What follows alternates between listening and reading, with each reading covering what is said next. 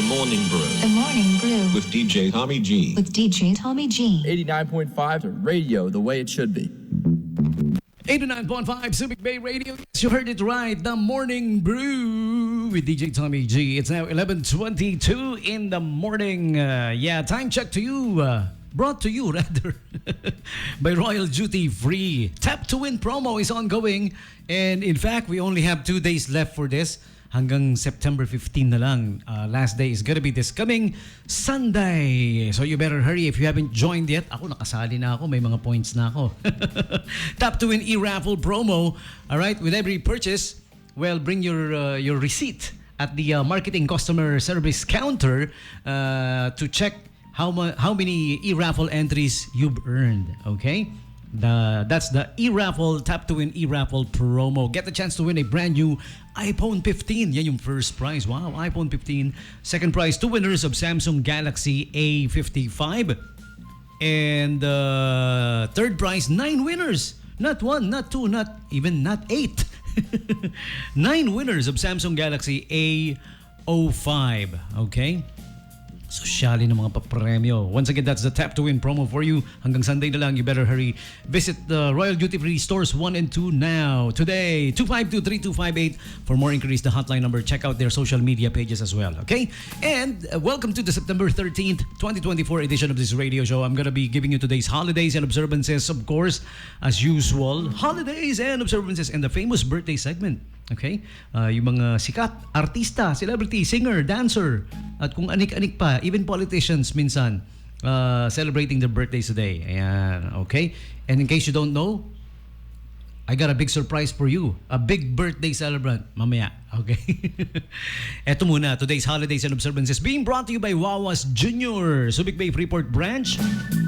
And also there's the Dinalupihan branch at Lincoln Heights Subdivision. Okay? Best tasting, flame-grilled quarter-pounder burgers, French fries, and a whole lot more. Visit their social media pages, their Facebook, para makita nyo yung what they offer. Huh? Okay? For the Subic Bay Freeport, they are at stall number 18, One-Stop Shop Building. Subic Bay Freeport, just beside the Subic Gym and Remy Field. 0927-895-9714. If you want yours delivered, pwede rin magpa-deliver. Nagdi-deliver sila, ha? Okay, for the Lincoln Heights Subdivision naman, 0927-950-8775 in Bataan. Lincoln Heights Subdivision, Dinalupihan, Bataan. And while you're in Dinalupihan, you might as well check the following. Ma, I'm Hungry, Taco Bataan, and Ka Filipina. Okay? So on with today's holidays and observances. September 13 is Bald is Beautiful Day. Bald as in B-A-L-D, ha? In Tagalog, bokal. Pag binaliktad mo yung bokal, pag binaliktad mo, magagalit. Binaliktad mo eh. O, lalagay mo yung ulo sa lupa and then yung paa sa taas. Binaliktad eh, no? What else? September 13 is also Cloud Appreciation Day. Do you also used to do that when you were a kid? Alam mo, hihiga sa damuhan or minsan yung iba sa hood ng kotse humihiga or sa ibabaw tapos titingin sa ulap, titingala. Na-appreciate yung cloud. Sometimes you see clouds as shapes of different elements or different things, right? Yun, okay? So, Cloud Appreciation Day.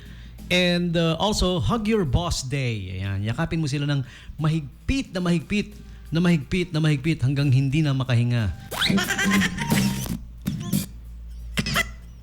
I'm just kidding there. Hug lang. Bigyan yung tamang hug lang. Hug Your Boss Day, September 13. Also, September 13 is International Chocolate Day. Chocolate. Chocolate.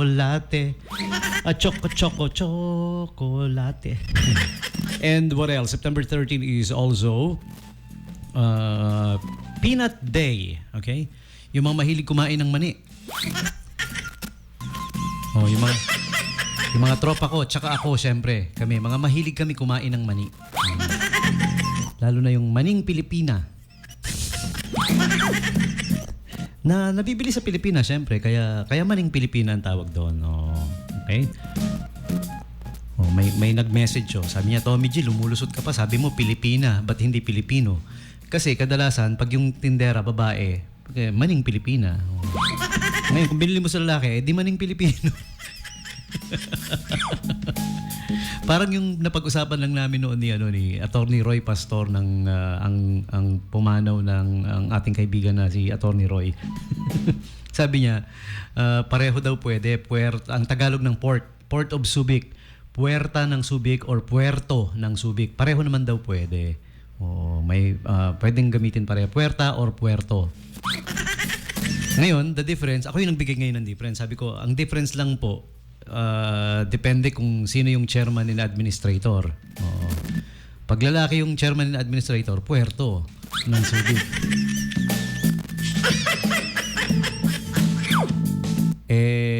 Nung time na nag-usap kami noon, naging chairman and administrator ang ating kaibigang si, kung tawagin natin ay Chad Ami. Ang ating minamahal na Amy Aizma. Ayan. So sabi ko, sir, papalitan na natin ngayon ha. Ano na to? Puerta ng Subic. Total, sabi niyo, pwedeng pareho. Puerta o Puerto ng Subic. Ganun lang, the proper usage, di ba? Yun yung proper usage nun.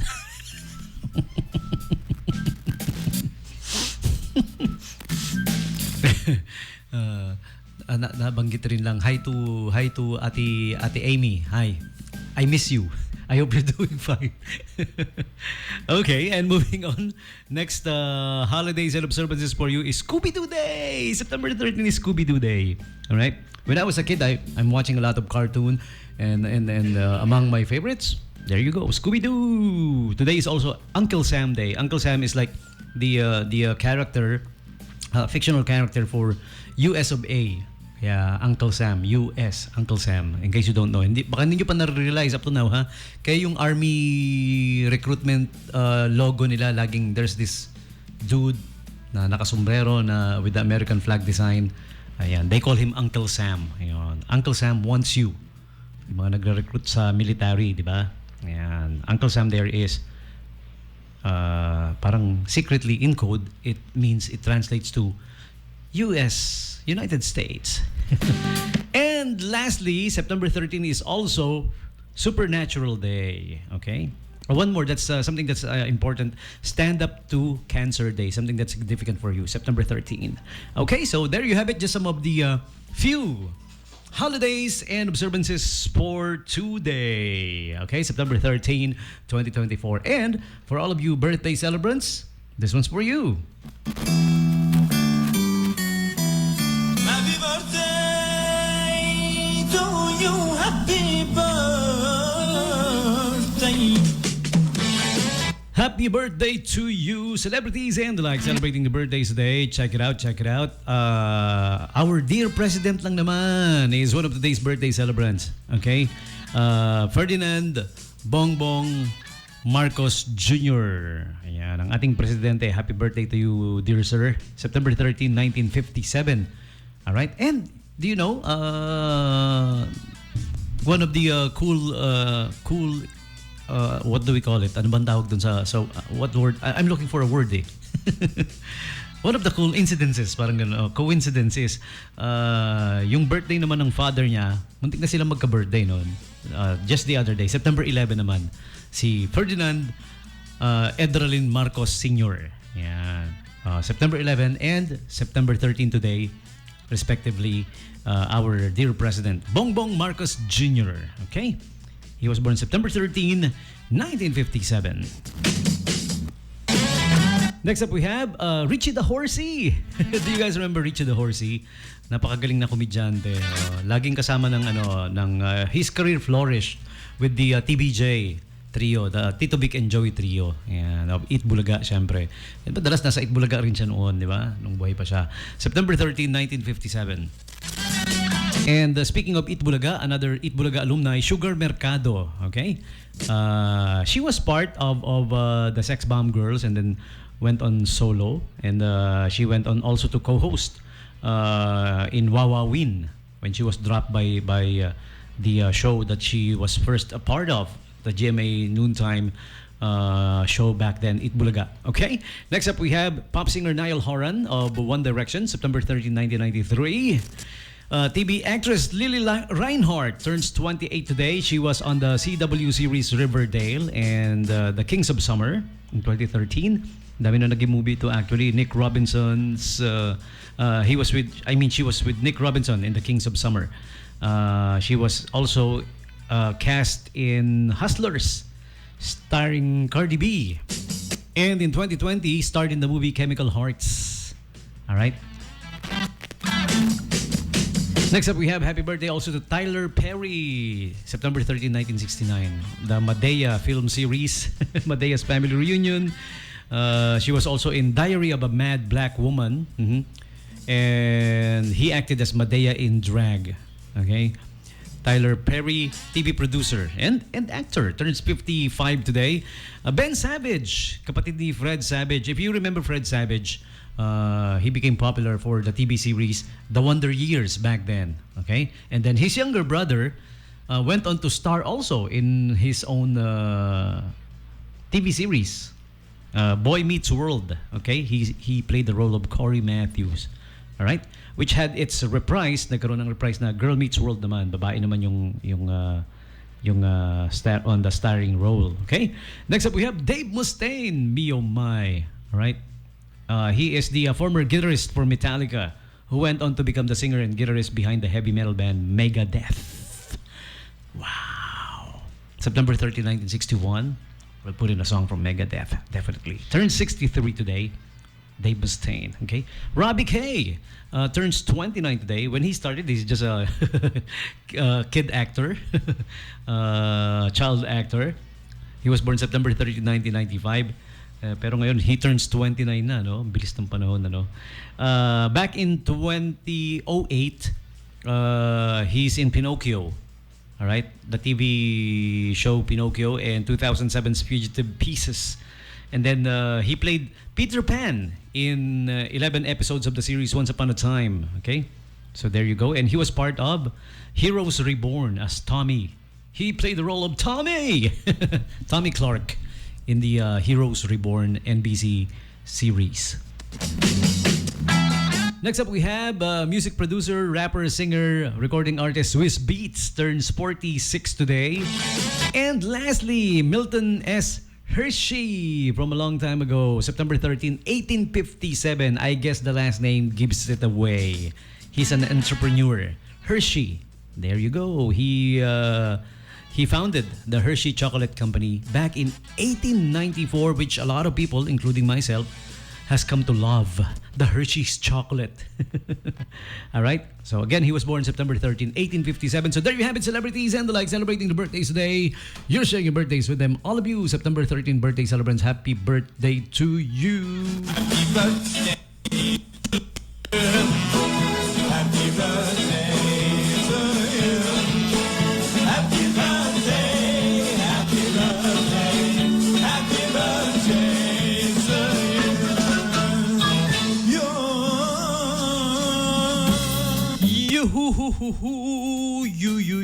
You. And there you have it, celebrities and the like celebrating the birthdays today. Your turn. You guys tell me who's celebrating their birthdays. Text me up 0910-6909-501. All right? And a couple of my friends celebrating their birthdays today. So let me greet them. Si Kuya Alan Tolentino. Happy birthday to you, Kuya Alan. He is with the SBMA Law Enforcement Department.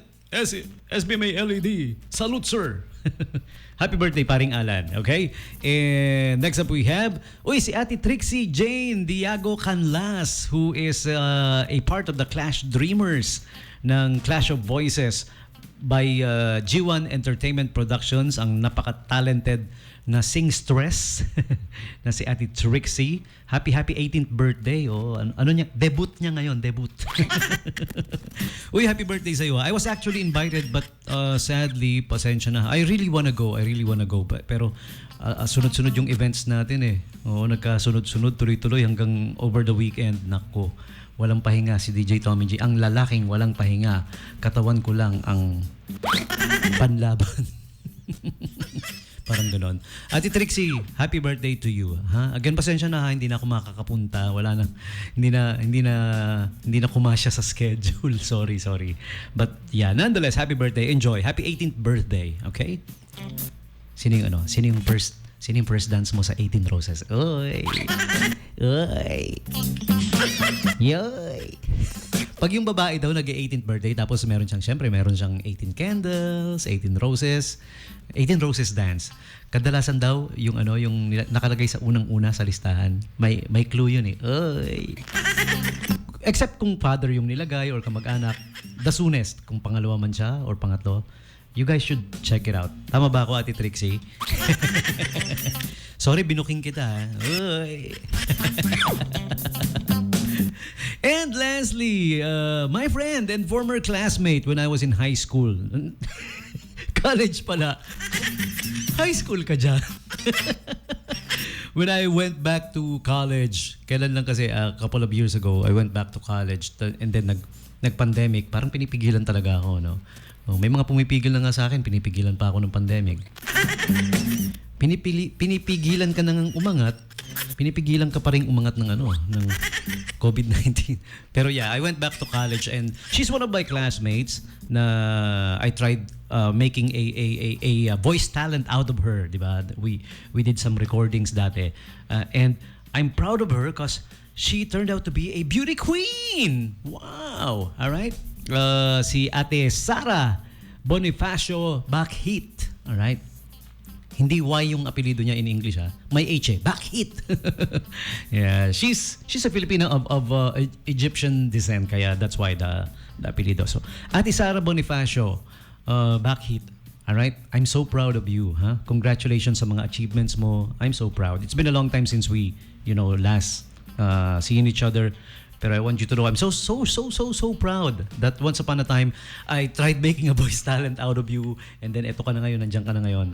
Congratulations to your achievements. Great job. Go for it. Okay? I'm behind you all the way, okay? You have my support always, okay? Happy birthday to you today. All right? I don't know kung pang ilang birthday niya ngayon, pero in fairness ha, mukhang 18 lang ha. Happy birthday. All right? So there you have it. And next up we have this next Friday Rewind song. Oh, by the way, Friday Rewind, yeah. Request for the songs from the 70s, 80s, and 90s. Only. Yung mga pang old songs tayo ngayon, 70s, 80s, and 90s. Pero, yeah, here's a song from the early I can't remember quite well kung late 80s or early 90s, but somewhere in there. Late 80s, early 90s. One of today's birthday celebrants is heavy metal artist, metal singer Dave Mustaine. Yeah, at first he was the guitarist for Metallica, and then he went on to move. He moved on. He went on to start up his own band called Megadeth, and here's one of their hit songs, most popular songs like ever. Set Me Free, A Tout Le Monde. Yan. It's in French. A Tout Le Monde yung title niya, pero yun daw ang meaning. Set Me Free. From Megadeth. 895 Subic Bay Radio Friday Rewind. Don't remember where I was.